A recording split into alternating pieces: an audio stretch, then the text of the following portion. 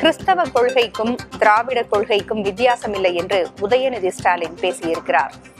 Christmas விழாவில் துணை முதல்வர் உதயநிதி கலந்து கொண்டு உரையாற்றினார். அப்பொழுது கிறிஸ்தவ கொள்கைக்கும் திராவிட கொள்கைக்கும் வித்தியாசமில்லை என்று அவர் பேசியிருக்கிறார். உதயநிதி பேசியவற்றை தற்பொழுது பார்க்கலாம். குறிப்பா இங்க இருக்கக்கூடிய கிறிஸ்தவ சகோதர சகோதரிகள், நீங்க என் மேல காட்டுகின்ற ஒரு தனி பிரியம், தனி பாசம் என்னை மிகவும் நிகழச் செய்கிறது.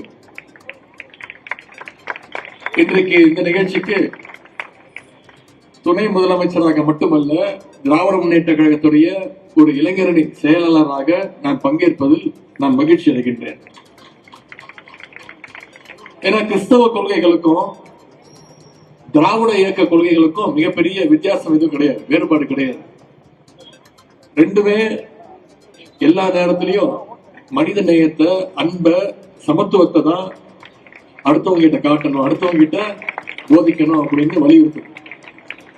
மக்களுக்கான தலைவர்கள் எப்போதும் அரண்மனைதான் இருப்பாங்க அப்படிங்கிற அந்த கருத்தை தன்னுடைய பிறப்பால உடைச்சவர் தான் திரு இயேசு அவர்கள்.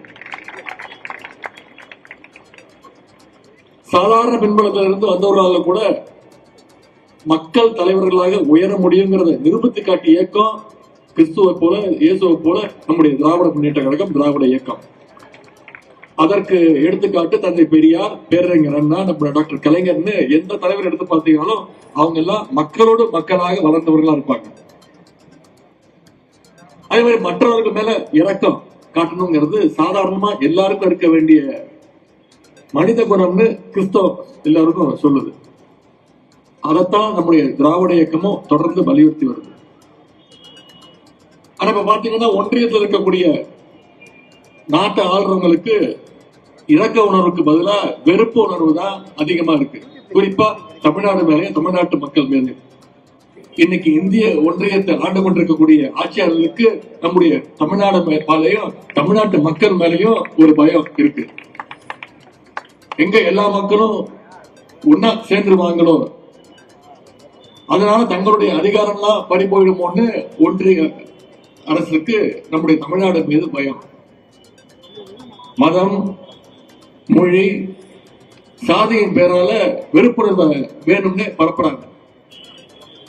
நான் இங்க மதுரையிலிருந்து உங்க முன்னாடி, உங்க முன்னிலையில நான் உறுதியா சொல்றேன், அவங்களுடைய எவ்வளவு முயற்சி பண்ணாலும் நிச்சயமா தமிழ்நாட்டுக்குள்ள அவங்களுடைய பிரித்தாளரை சொல்லி எந்த நாளையும் வெற்றி பெறாது.